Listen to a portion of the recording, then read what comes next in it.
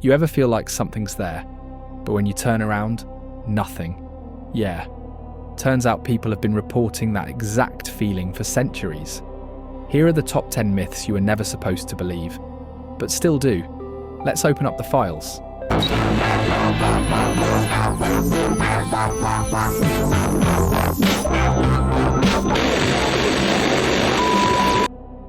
Alright, if you've heard of any shadow people myth, it's probably this one. The Hat Man. He's tall, lurking, always watching, usually from a corner, but the defining feature, the hat. Usually a fedora or wide-brimmed hat, like he walked out of a 1940s nightmare. People around the world who have nothing in common report seeing this exact same figure, especially during sleep paralysis.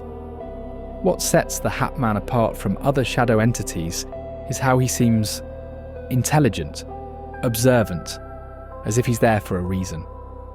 Sometimes for weeks people report seeing him over and over, often during moments of anxiety or transition. Theories range from interdimensional beings to Jungian archetypes burned into our minds. Others say he's just real, and we gave him a name so we wouldn't feel so alone. Long before Western blogs whispered about shadow people, certain Native American tribes told stories of shadow walkers. Some saw them as protective spirits, others as omens of imbalance. Specifically, the Navajo mention entities that can detach from a person's shadow and walk independently. One disturbing belief, that if you see one moving opposite of yours, it's not yours anymore.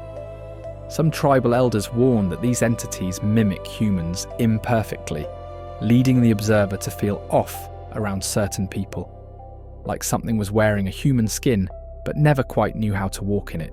Shadow figures were not feared casually. They were respected, avoided, and only mentioned in hushed storytelling when it was safe to do so. In Islamic folklore, there's an obscure figure known as Nur, which translates to light. But what's strange is its inverse. In multiple ancient texts from Persia and Arabia, references are made to entities born from the absence of Nur. Literally, shadows brought to life. These beings were called Karan, shadow-made entities that fed off of spiritual neglect. Some believed they gathered around homes where prayer ceased. Others warned they visited those standing at crossroads in life, uncertain of path, unsure of self. Their goal? To follow, to linger, and subtly influence. While these stories aren't often circulated today, remnants of them can be found in old desert scrolls and Bedouin oral storytelling. If the stories are true, these things never needed the dark, only our uncertainty. In Old Welsh and Scottish lore, there was a terrifying nighttime visitor known as the Hag. You've probably heard of her. Pressure on the chest, unable to breathe or move. Classic sleep paralysis. But what's rarely mentioned is what came after. The Hag was done. Some families reported recurring sightings of shadow forms, appearing in mirrors or sticking to the corners of rooms. Some were child-sized, others inhumanly tall. They didn't interact, but they never left. Elders warned that the Hag was never alone. She delivered something that stayed. In modern terms, people still report post-sleep paralysis shadows weeks after their first encounter with the Hag. So either your brain's playing tricks on you, or the Hag dropped something off. In the mining town of Black Hollow, Pennsylvania, something strange plagued the workers in the 1950s. After an unexplained mine collapse that killed 12 men, surviving families began reporting shadowy figures walking past their windows at the exact hour the explosion had occurred. Many described the shadows as men in soot, completely black, yet visibly shaped like workers in mining gear. Lights would flicker in homes. Dogs refused to go near the old tunnels. After a wave of sightings, the mine entrance was sealed in concrete. But here's where it gets cold. Recent hikers swear they still see moving shapes near the concrete. No sound, no light, just shadows pacing forever underneath. In Cairo, Egypt, 1983, a professor studying dreams at the Al-Azhar University collated thousands of anonymous reports about nocturnal entities. One recurring figure emerged, described as the shifting man. He had no defined shape, but was always present during vivid dreams, especially those where the dreamer's body seemed frozen or half-conscious. What chilled researchers wasn't just the similarity in description. It was in how many noted a black outline, pacing at the foot of their real bed, observed while they were awake. Some wrote in, claiming to feel watched for days after. While this documentation was never meant to be public, a leaked journal entry from the project mentioned this.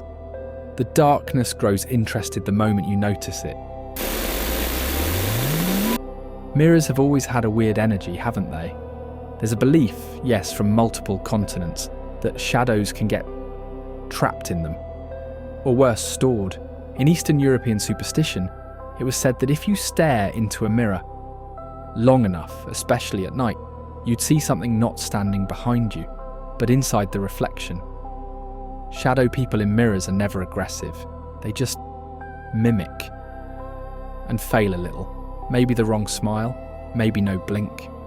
There's Eastern Orthodox tradition that recommends covering mirrors after any trauma, death, disease, divorce, because that's when the veil thins. And what's in the mirror gets curious.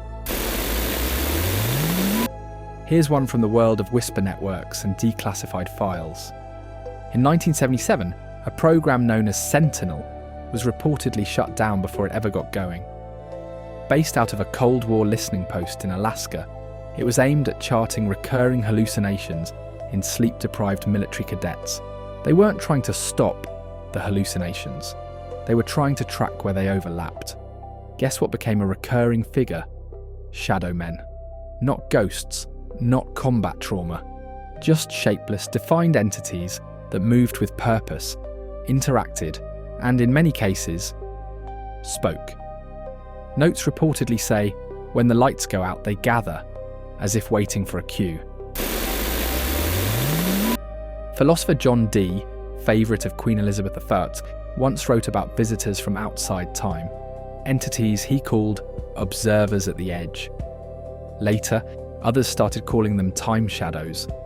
Fast forward to a 1972 report out of Geneva, multiple scientists studying time dilation and light interference claimed to have seen echoes of people that hadn't arrived yet. One physicist recorded seeing herself walk past a hallway before actually doing it hours later, always accompanied by a stretching shadow. Are these just quantum brain hiccups? Or are shadow people not behind us but ahead, waiting for us to catch up? Lastly, let's talk about something that most cultures agree on. Don't talk to them. In several shadow people legends, acknowledging one out loud gives it a kind of permission. Not full possession, but, well, proximity. People who reported saying, "What do you want?" or even muttering curses at shadow figures at night, say the figures grew bolder, closer. Some stood over their beds for days after. There's a lingering idea that they're not here unless invited, but not by ritual, by fear or curiosity. So if you wake up and see something in the corner of your room, maybe don't say hi. If you've made it this far, you've made it farther than most. Thanks for hanging out with me in the dark corners of thought tonight. Give that like and subscribe button some love, and remember, we drop new videos every weeknight. Until then, leave a nightlight on, just in case. That was your dose of the unknown. See you in the next file. Subscribe for more of the unknown.